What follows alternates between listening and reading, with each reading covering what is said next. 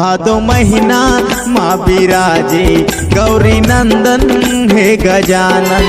भादो महीना माँ बिराजे गणपति हे गजानन। कहाँ विघ्न के हरैया ज्ञान बुद्धि के देवैया। तहाँ विघ्न के हरैया ज्ञान बुद्धि के देवैया गा। भादो महीना माँ बिराजे गौरी नंदन हे गजानन। भादो महीना माँ बिराजे गणपति हे गजानन। तहाँ विघ्न के हरैया ज्ञान बुद्धि के देवैया। तहाँ विघ्न के हरैया ज्ञान बुद्धि के देवैया गा।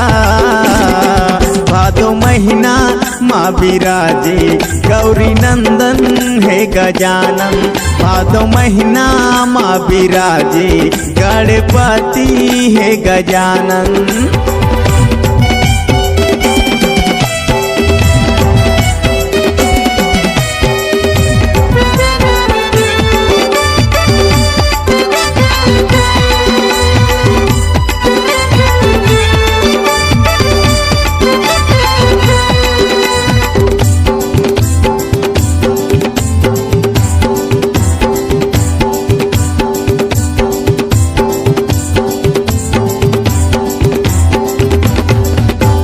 सबले निराला गौरी के लाला ज्ञान बुद्धि के देवैया गा। विघ्न के हवे हरैया तोरे महिमाला सारा जगावे। दुख पीरा के हरैया गा मुसवा के हवे चढ़ैया।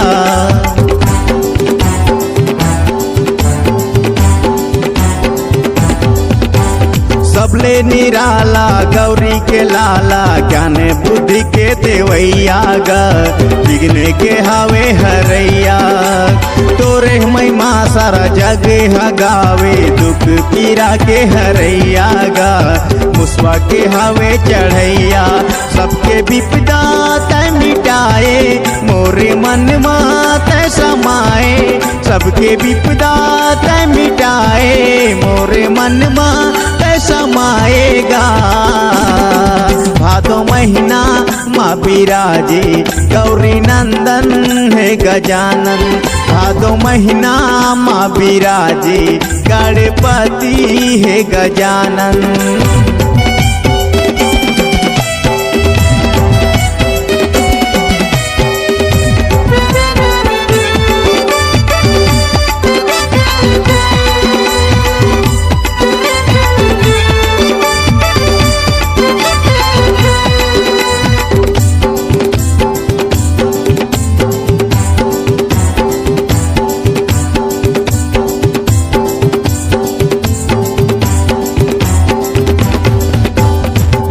सिद्धि संग देवा बिराजे होके तैमुस सवारी गा।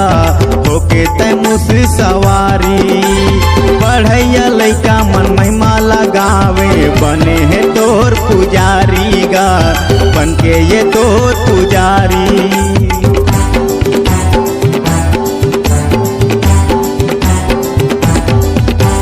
रिद्धि सिद्धि संग देवा बिराजे होके तैमुस सवारी गा।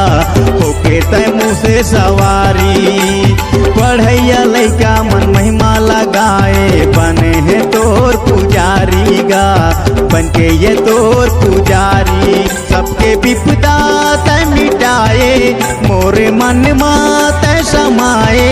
सबके विपदा तै मिटाए मोरे मन तै समाएगा।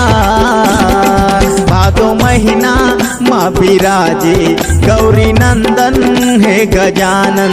भादो महीना माँ बिराजे गणपति हे गजानन। तहाँ विघ्न के हरैया ज्ञान बुद्धि के देवैया। तहाँ विघ्न के हरैया ज्ञान बुद्धि के देवैया गा। भादो महीना माँ बिराजे गौरी नंदन हे गजानन। भादो महीना माँ बिराजे बिराजे गणपति हे गजानन भादो महीना माँ बिराजे गौरी नंदन